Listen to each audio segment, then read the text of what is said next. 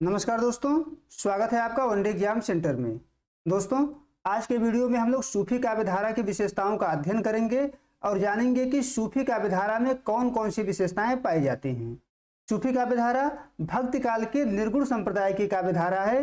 हिंदी साहित्य में सूफी काव्यधारा का समय 14वीं से लेकर 18वीं शताब्दी तक रहा है, यानी इसका जो रचना काल है, रचना का समय है, वह 14वीं शताब्दी से लेकर के 18वीं शताब्दी तक रहा है। इसी के बीच सूफी कवियों के द्वारा इस संप्रदाय की रचनाएं की गई हैं।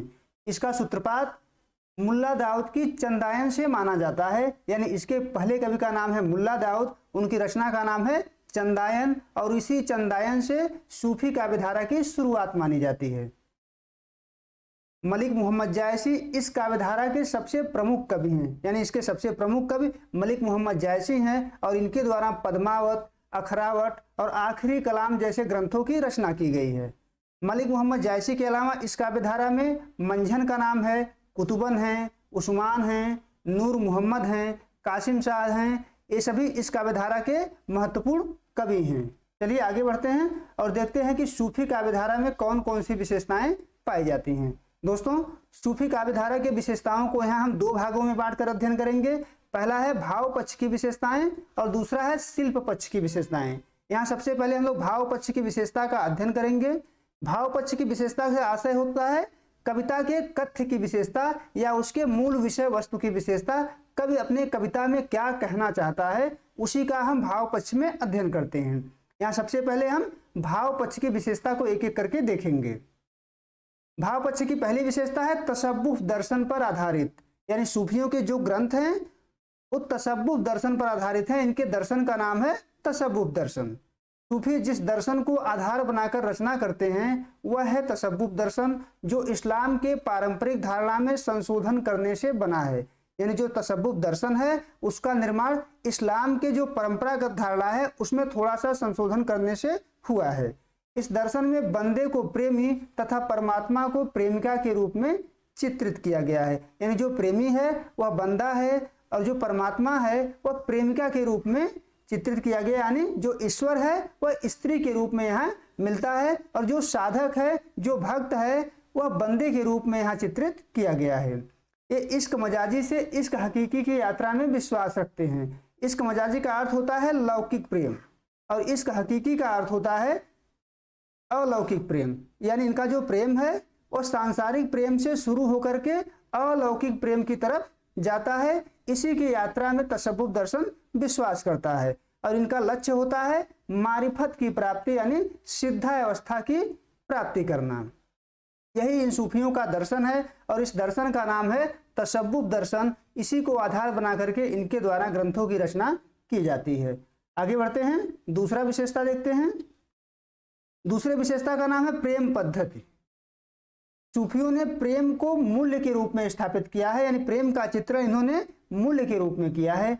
यह प्रेम भारतीय और फारसी परंपरा के समन्वय से निर्मित हुआ है।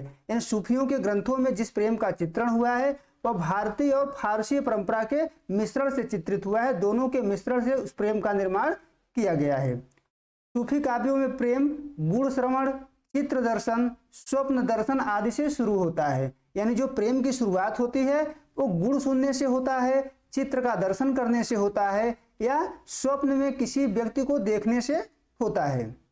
प्रेम लौकिक रूप से शुरू होकर के अलौकिक रूप में रूपांतरित हो जाता है। यानी जो प्रेम है सूफियों के यहाँ, ये पहले तो लौकिक रूप में शुरू होता है, सांसारिक रूप में शुरू होता है जिसे इश्क मजाजी कहा जाता है। फिर धीरे धीरे यह अलौकिक की तरफ बढ़ता है जिसको इश्क हकीकी कहते हैं, और अंत में जो प्रेम है पूरी तरीके से अलौकिक में यानी इश्क हकीकी में रूपांतरित हो जाता है। यानी ये ईश्वरीय प्रेम से पहले मानवीय प्रेम की स्थापना करते हैं, क्योंकि इनका जो प्रेम है वह पहले लौकिक प्रेम से ही शुरुआत होती है। यानी ईश्वरीय प्रेम से ज्यादा ये मानवीय प्रेम की स्थापना में विश्वास करते हैं। यहाँ एक उदाहरण लिखे हुए हैं जो जायसी की पद्मावत की पंक्ति है। मानुष प्रेम भयो बैकुंठी नाहित काह छार एक मुठी। यानी सूफी काव्यधारा के जो कवि हैं वो मनुष्य के प्रेम को ही बैकुंठी के समान बना देना चाहते हैं, बैकुंठी प्रेम के समान देना चाहते हैं, अलौकिक प्रेम के समान बना देना चाहते हैं। आगे बढ़ते हैं। तीसरा जो विशेषता है वह है रहस्यवाद। रहस्यवाद दोस्तों ईश्वर के प्रति तीव्र भावनात्मक अनुभूति होती है, जिसमें जो आत्मा होता है वह परमात्मा से मिलन की आकांक्षा रखता है और न मिलने के कारण विरह और बेचैनी महसूस करता है। सूफी कवियों का प्रेम अमूर्त ईश्वर के प्रति है, जो निर्गुण है और निराकार है। इसके कारण उनका काव्य रहस्यवादी हो गया है, क्योंकि उस निर्गुण और निराकार ईश्वर से इनका मिलन संभव नहीं हो पा रहा है। शुक्ल जी का मानना है कि सूफियों के यहाँ भावनात्मक रहस्यवाद पाया जाता है, जो उनके भावनाओं पर आधारित होता है।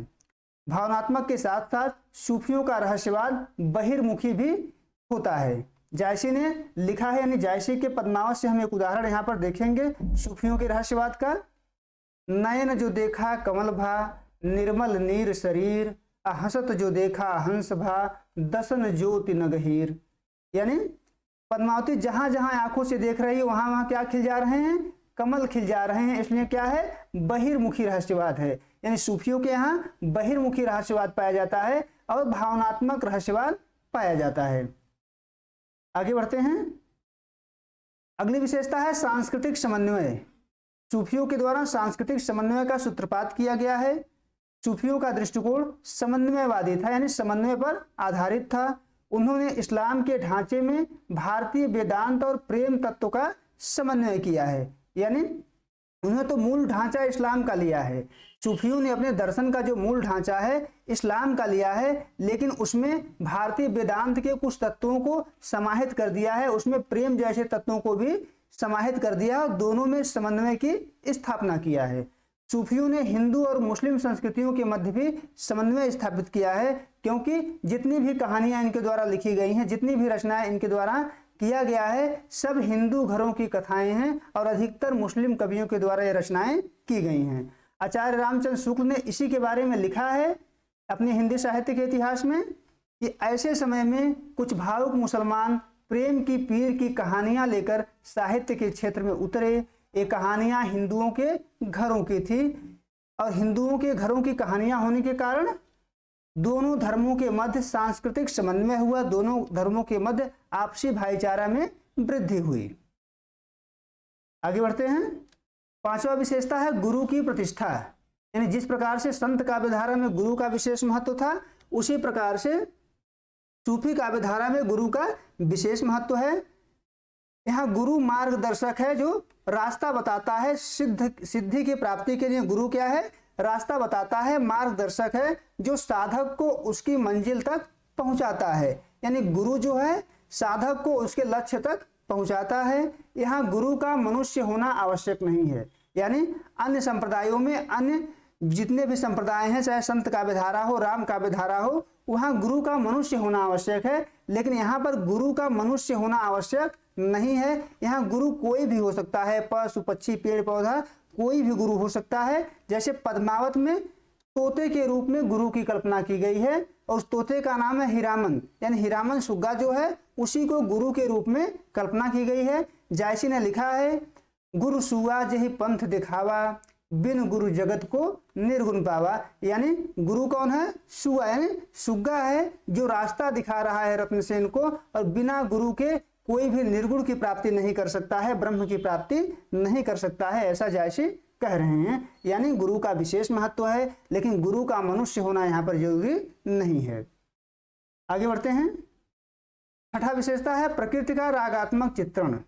सूफियों के यहाँ प्रकृति का वर्णन पाया जाता है, लेकिन प्रकृति का जो वर्णन है वह रागात्मक है। यानी सूफी काव्यधारा में प्रकृति को खुदा की अभिव्यक्ति माना गया है। यानी ये माना जाता है कि खुदा ने ही प्रकृति का निर्माण किया है, खुदा के द्वारा ही प्रकृति का निर्माण किया गया है। यहाँ प्रकृति का अत्यंत रागात्मक चित्रण हुआ है। कवि सुख दुख की अनुभूतियों को प्रकृति से जोड़कर चित्रित करता है। यानी जो सुख की अनुभूतियां हैं, दुख की अनुभूतियां हैं, कवि जो है प्रकृति से जोड़ देता है। प्रकृति जो है दुख में दुखी होती है, सुख में सुखी होती है। जैसे नागमती के जो विरह में प्रकृति का चित्रण किया गया है, वहां नागमती के विरह को देख करके प्रकृति क्या होती है, दुखी होती है। न केवल दुखी होती है बल्कि उस दुख को दूर करने का प्रयास भी करती है। जायसी ने लिखा है, फिर रो को नहीं बोला, आधी रात विहंगम बोला, तू फिर दाहे सब पाखी, यही दुख रैन लावही आकी। यानी नागमती रत्नसेन को खोजते हुए वन में गई हैं और वन में जाकर के क्या कर रही हैं, रो रही हैं। रोते समय कौन पूछ रहा है? विहंगम, यानी पक्षी पूछ रहा है कोई कि फिर रो को नहीं बोला, आधी रात विहंगम बोला। बार बार नागमती रो रही है लेकिन कोई बोल नहीं रहा है, कोई देख नहीं रहा है। आधी रात में जाकर के कौन बोलता है? विहंगम बोलता है, पक्षी बोलता है, तू फिर दा है सब पाखी, यही दुख रैन लावह यहाँ की, तुम इतना क्यों रो रही हो? किस दुख के कारण तुम सो नहीं रही हो? बार बार रोते जा रही हो, कि कौन सा तुम्हें दुख है? यह प्रकृति पूछ रही है, पक्षी पूछ रही है। यानी प्रकृति का जो चित्रण है वह रागात्मक चित्रण है। प्रकृति दुख में दुखी होती है, सुख में सुखी होती है और दुख को दूर करने का सार्थक प्रयास भी करती है। आगे बढ़ते हैं। अगला है विरह वर्णन। इन सूफियों के काव्य में विरह वर्णन पाया जाता है और सूफी काव्य धारा में विरह के जिस स्वरूप का चित्रण है किया गया है वह है अतिशयोक्तिपूर्ण वर्णन। यानी यहाँ विरह का बढ़ा चढ़ा करके वर्णन किया जाता है, वर्णन मिलता है। यहाँ विरह काल्पनिक और ऊहात्मक प्रतीत होता है। जब विरह का बढ़ा चढ़ा करके वर्णन किया जाएगा तो विरह जो है काल्पनिक हो जाता है। ऊहात्मक का अर्थ होता है ऐसे प्रतीकों का प्रयोग करना, जैसे हड्डी हो गया, मांस हो गया, खून हो गया, जिसका वर्णन सुन करके हमारे भीतर जुगुप्सा उत्पन्न हो जाती है, यानी घृणा उत्पन्न हो जाती है। तो वहां पर विरह जो है ऊहात्मक हो जाता है। और सूफियों का विरह इसी प्रकार का है, उनमें अतिशयोक्ति वर्णन पाया जाता है, उनका विरह काल्पनिक प्रतीत होता है और उसमें ऊहात्मकता भी पाई जाती है जो हमारे भीतर घृणा पैदा करती है। जैसे नागमती के विरह वर्णन का एक उदाहरण है। जैसे लिखते हैं कि दही कोयला भई कंत स्नेहा, तोला मास रहा नहीं देहा, रकत न रहा बिरह तन जरा, रति रति होई नैनन ढरा। यानी पति के वियोग में, कंत के वियोग में नागमती की ऐसी दशा हो गई है कि जैसे लग रहा है कि दही कोयला भई कंत स्नेहा, जल करके जैसे कोयला काला हो जाता है, उसी प्रकार से पति के वियोग में नागमती भी क्या हो गई है? काला हो गई है। तोला मांस रहा नहीं देहा, अब उसके शरीर में एक तोला मांस भी नहीं बचा है। रकत न रहा बिरह तन जरा, रक्त भी उसके शरीर में नहीं बचा है, बिरह से धीरे धीरे जल गया है, बिरह ने उसको जला दिया है। रति रति हुई नैनन ढरा, यानी जो रक्त था उसके शरीर में वो धीरे धीरे करके नैनों के माध्यम से बह गया है, नैनों के माध्यम से बाहर निकल गया है। यह एक तरीके से ऊहात्मक वर्णन है, क्योंकि यहाँ पर जलने की बात की गई है, मांस की बात की गई है, रक्त की बात की गई है, जो जुगुप्सा उत्पन्न करती है, घृणा उत्पन्न करती है और अतिशयोक्ति वर्णन इसमें पाया जाता है। आगे बढ़ते हैं। अब हम लोग देखेंगे सूफी काव्य धारा के शिल्प पक्ष की विशेषताएं। अभी तक हम लोग देख रहे थे कि सूफी काव्य धारा में भाव पक्ष में कौन कौन सी विशेषताएं पाई जाती हैं। शिल्प दोस्तों भावों को अभिव्यक्ति करने के साधन होते हैं, इन्हीं के द्वारा भावों को अभिव्यक्ति प्रदान किया जाता है। चलिए देखते हैं कि सूफी काव्य धारा में शिल्प पक्ष की कौन कौन सी विशेषता पाई जाती हैं। पहला है काव्य रूप। काव्य रूप से आशा है कि सूफी जो काव्य है वो मुक्तक काव्य है, प्रबंध काव्य है या खंड काव्य है, वो किस रूप का काव्य है। सूफी काव्य दोस्तों मूलतः प्रबंधात्मक होता है, यानी प्रबंध काव्य की उसमें प्रधानता होती है। अधिकतर कवियों के द्वारा प्रबंध काव्य ही लिखे गए हैं। इन्होंने सूफी सिद्धांतों में भारतीय प्रेम कथाओं का वर्णन किया है, यानी सिद्धांत तो इन्होंने सूफी रखे हैं लेकिन प्रेम कथा इनके द्वारा भारतीय लिया गया है और भारतीय प्रेम कथाओं का प्रबंधात्मक वर्णन इनके द्वारा किया गया है। यानी जो काव्य रूप है वह प्रबंधात्मक है, प्रबंध काव्य के रूप में यहाँ पर रचना की गई है। दूसरी विशेषता है शिल्प पक्ष की भाषा।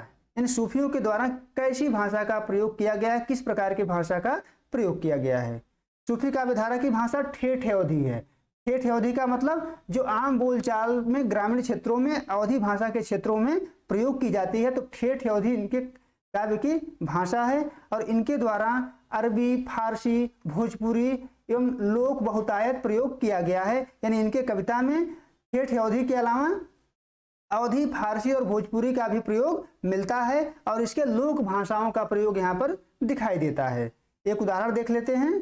तुर्की, अरबी, हिंदुई भाषा जेती आहि, जहि महमार्ग प्रेम कर सरय सराहता है। यानी जिससे प्रेम का वर्णन हो सके, जिससे प्रेम का रास्ता सुगम हो सके, सूफी उन सभी भाषाओं को अपना लेते हैं। तुर्की हो, अरबी हो, हिंदुई हो, कोई फर्क इनको नहीं पड़ता है। आगे बढ़ते हैं। अगला है छंद, यानी किस प्रकार के छंदों का प्रयोग इनके द्वारा किया गया है। तो सूफी ग्रंथों में दोस्तों दोहा और चौपाई छंद का प्रयोग किया गया है मूलतः।